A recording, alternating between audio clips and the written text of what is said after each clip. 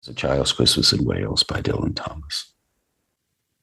One Christmas was so much like another in those years around the Seatown corner. Now they're out of all sound except for the distant speaking of the voices I sometimes hear a moment before sleep. I can never remember whether it snowed for 6 days and 6 nights when I was 12, or whether it snowed for 12 days and 12 nights when I was 6. All of the Christmases rolled down toward the Two-Tongued Sea like a cold and headlong moon bundling down the sky. That was our street, and they stop at the rim of the ice-edged, fish-freezing waves. I plunge my hands into the snow. I bring out whatever I can find.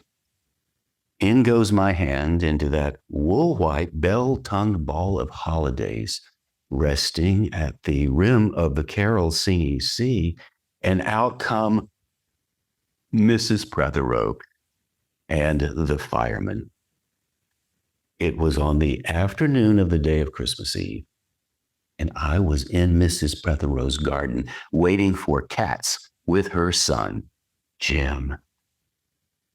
It was snowing. It was always snowing at Christmas.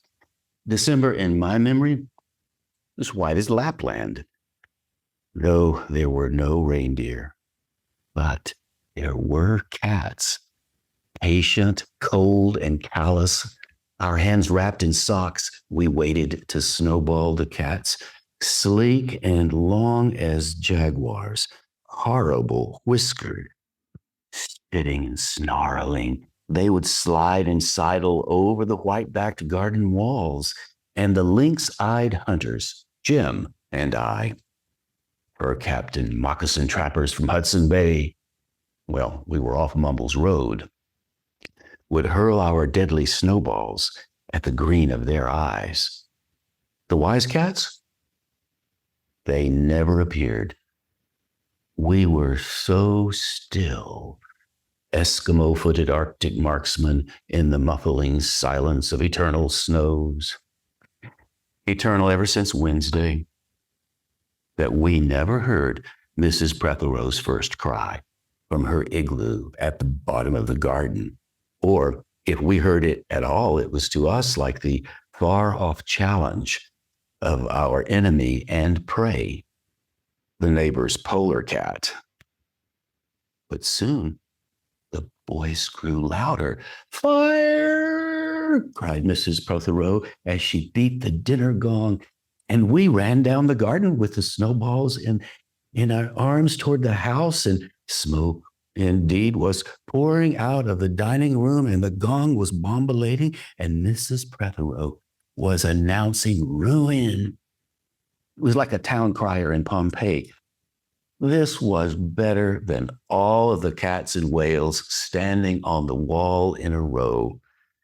We bounded into the house, laden with snowballs, and stopped at the open door of the smoke-filled room. Something was burning, all right. Perhaps it was Mr. Prothero, who always slept there after midday dinner with a newspaper over his face. But he was standing in the middle of the room saying, "A fine Christmas," and smacking at the smoke with his slipper. "Call the fire brigade," cried Mrs. Prothero as she beat the dinner gong. "Well, they won't be there," said Mr. Prothero. "It's Christmas." There was no fire to be seen, only clouds of smoke, and Mr. Prothero standing in the middle of them, waving his slipper as though he were conducting. "Do something," he cried. So we threw all our snowballs into the smoke. I think we missed Mr. Prothero, and then we bounded out of the house to the telephone box. "Let's call the police as well," Jim said, "and the ambulance, and Ernie Jenkins. He likes fires." But we only called the fire brigade. And soon the fire engine came, and 3 tall men in helmets brought a hose into the house. I think Mr. Prothero got out just in time before they turned it on. Nobody could have had a noisier Christmas Eve. And after they turned off the hose and were standing in the middle of the wet, smoky room, Jim's aunt, Miss Prothero, came downstairs and peered in at them. Now, Jim and we waited very quietly to hear what she would say to them because, well, she said the right thing always. She looked at the three tall men in their shining helmets standing among the smoke, the cinders, and the dissolving snowballs, and she said, "Would you like anything to read?"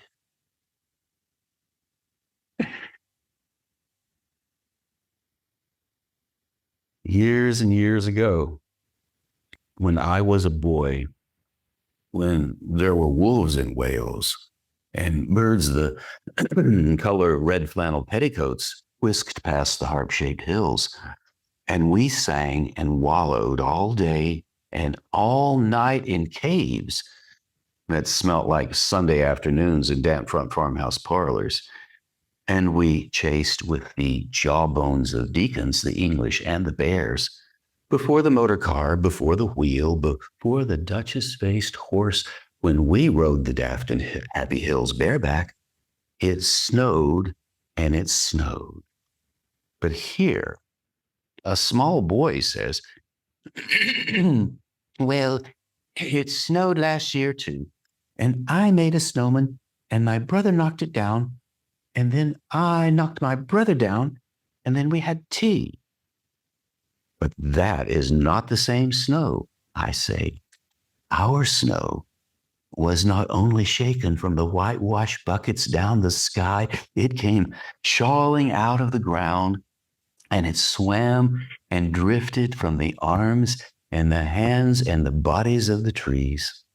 Snow grew overnight on the roofs of houses like a pure and grandfather moth, minutely white-ivied the walls, and settled on the postman, opening the gate like a dumb thunderstorm of white-torn Christmas cards. Oh, well, were there postmen then too? With sprinkling eyes and wind-cherried noses, on spread frozen feet, they crunched up to the doors and mittened on them manfully. But all that the children could hear was the ringing of bells. "Well, you mean the postman went rat-a-tat-tat and the doors rang?" "No, I mean the bells the children could hear were inside them." "I only hear thunder sometimes. I never hear bells." "Well, there were church bells too." "Inside them?" "Oh, no, no. In the bat-black snow-white belfries tugged by bishops and storks, and they rang their tidings over the bandaged town, over the frozen foam of the powder and ice cream hills, over the crackling sea. And it seemed that all of the churches boomed for joy under my window, and the weathercocks crew for Christmas on our fence." "Well, get back to the postman." They were, well, just ordinary postmen, fond of walking and dogs and Christmas and the snow. They knocked on the doors with blue knuckles. "Well, ours has got a black knocker." They stood on the white welcome mats in the little drifted porches and huffed and puffed, making ghost with their breaths, and jogged from foot to foot like small boys wanting to go out. "Oh, well, and then the presents."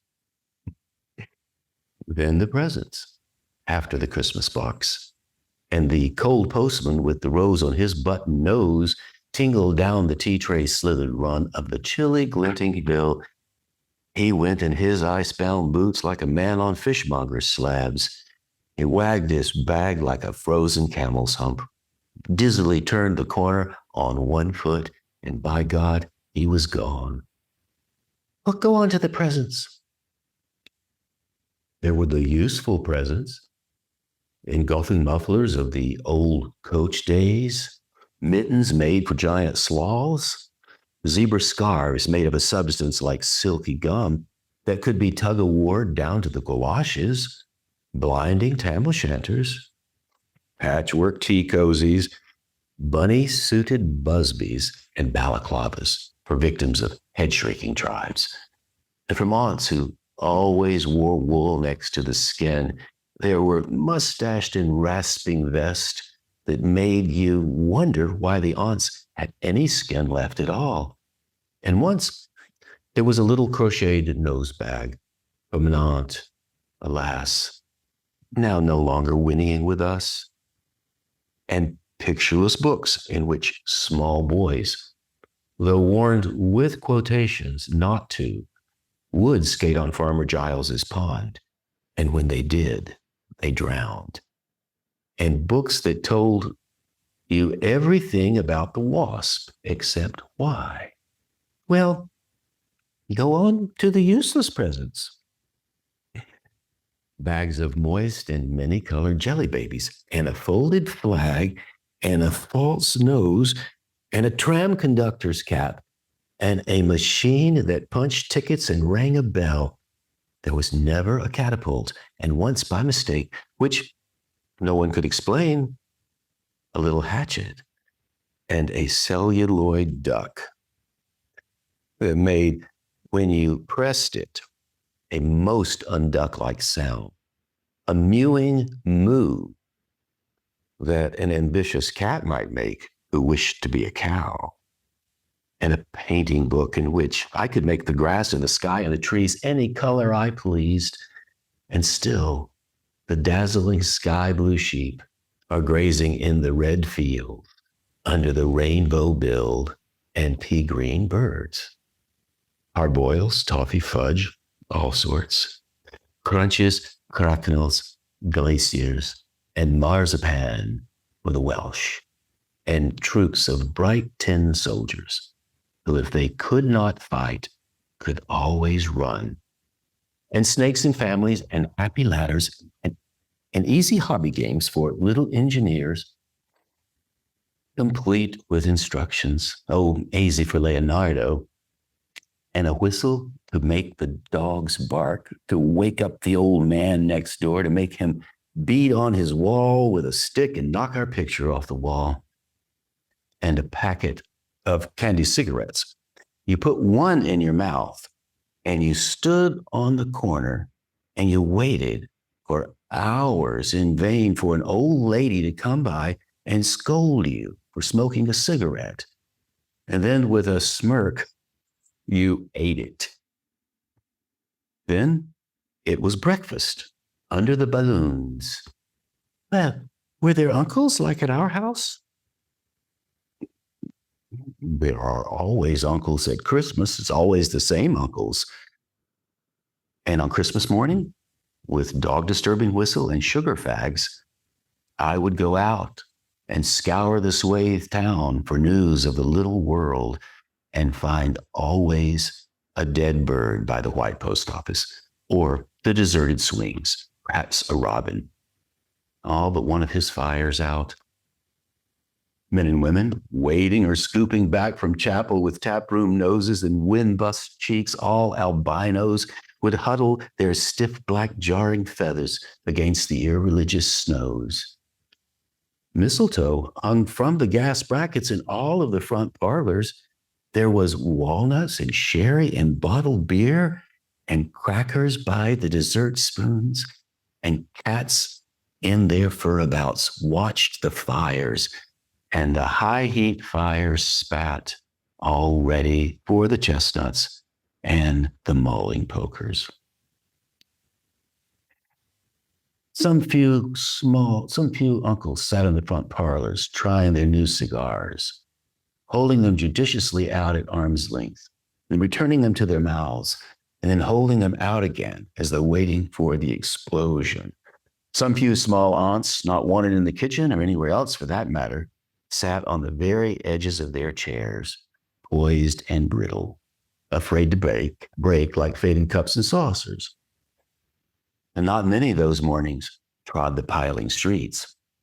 An old man is always fawn-bowlered, and yellow gloved, and at this time of year with spats of snow, would take his constitutional to the white bowling green and back, as he would take it, weather fine on Christmas Day or on Doomsday. Sometimes two hale young men, their big pipes blazing, no overcoats, and windblown scarves, would trudge unspeaking down to the forlorn sea to work up an appetite, to blow away the fumes, who knows, to walk into the waves until nothing of them was left but the two curling smoke clouds of their inextinguishable briars. And then I'd be slapdashing home. The gravy smell of the dinners of others, the bird smell, the pudding and mince curling up to my nostrils, when out of a snow-clogged side lane would come a boy, the spit of myself, with a pink-tipped cigarette and the violet past of a black eye, leering all to himself. I hated him on sight and sound, and I would be about to put my dog whistle to my lips and blow him off the face of Christmas, when suddenly he, with a violent wink, put his whistle to his lips, and he blew so high, so stridently, that gobbling faces, their cheeks bulged with goose, pressed against the tinseled windows, the whole length of the white echoing street. For dinner, we had turkey and blazing pudding. And after dinner, the uncles sat in the front parlors, loosened all buttons, placed their large moist hands over the watch chains, groaned a little, and slept. Mothers, sisters, and aunts scuttled to and fro bearing tureens. Auntie Bessie, who had already been frightened twice by a clockwork mouse, whimpered by the sideboard and had some elderberry wine. The dog was sick. Auntie Dozy had to have 3 aspirin, but Auntie Hannah, who liked port, stood in the middle of the snowbound backyard singing like a big bosomed thrush. I would blow up balloons to see how big they would blow up to. And when they burst, which they all did, the uncles jumped and rumbled. In the rich and heavy afternoons, when the uncles were breathing like dolphins and the snow descending, I would sit among festoons and Chinese lanterns and nibble dates and try to make a model man of war, following instructions for little engineers, and produce what might be mistaken for a seagoing tramcar. Or I would go out, my bright boots squeaking, into the white world to call on Jim and Dan and Jack, to plod through the still streets, leaving huge, deep footprints on the hidden pavements. Well, I'll bet people will think you've been hippos. Well, what would you do if you saw a hippo coming down our street? Well, I'd go like this, bang, and I would throw him over the railing and I would roll him down the hill. I would tickle him under his ear and he'd wag his tail. Well, what would you do if you saw 2 hippos? Iron-flanked and bellowing he-hippos clanked and battered toward us as we passed Mr. Daniel's house. Well, let's post Mr. Daniel a snowball in his letterbox. Well, let's write things in the snow. Let's write, Mr. Daniel looks like a spaniel, all over his front lawn. Or we walked on the white shore. Can the fishes see it snowing? The silent one-clouded heavens drifted onto the sea. Now we were snowblind travelers lost on the North Hills, and the vast dewlap dogs with flasks around their necks ambled and shambled up to us, baying, Excelsior. We returned home through the still streets, where only a few small children fumbled with bare red fingers in the wheel-rutted snow and catcalled after us, their voices fading away as we trudged uphill into the cries of the dock birds and the hooting of ships. out in the whirling bay. At tea, the recovered uncles would be jolly. The ice cake loomed in the center of the table like a marble grave, and Auntie Hannah laced her tea with rum because it was only once a year. Bring out the tall tales now, we told by the fire, as the gaslight bubbled like a diver. Ghosts, ghost wooed like owls in all of the long night when I dared not look over my shoulder. Animals lurked in the cubbyhole under the stairs where the gas meter ticked. I remember we went singing carols once when there wasn't a shaving of the moon to light the flying street. At the end of a long road was a drive that led to a large house, and we stumbled up the darkness of the drive that night, each one of us afraid, each one of us holding a stone in his hand in case, and all of us too brave to say a word. The wind through the trees made noises as of old and unpleasant, and maybe web-footed men wheezing in caves. We reached the black bulk of the house. "Oh, what shall we give them?" Jim said. Hark the herald? No, no, no, no, Dan said. Good King Wenceslas. I'll count three. 1, 2, 3. And we began to sing, our voices high and seemingly distant in the snow-felted darkness on the house, occupied by nobody we knew. We stood close together near the dark door. Good King Wenceslas looked out on the feast of Stephen. And then a small, dry voice, like the voice of someone who had not spoken in a long time, joined our singing. A small, dry, eggshell voice from the other side of the door. A small, dry voice through the keyhole. And when we stopped running, we were outside our house. The front room was lovely. The balloons floated under the water bottle, gulping gas. Everything was good again and shone over the town. Perhaps it was a ghost, Jim said. Well, perhaps it was trolls, Dan said, who was always reading. Well, let's go in and see if there's any jelly left, Jack said. And we did that. Always on Christmas night, there was music. An uncle played the fiddle. A cousin sang Cherry Ripe. And another uncle played Drake's drum. It was very warm in the little house. Auntie Hannah, who got onto the parsnip wine, sang a song about bleeding hearts and death, and then another in which she said her heart was like a bird's nest. Then everyone laughed again. And then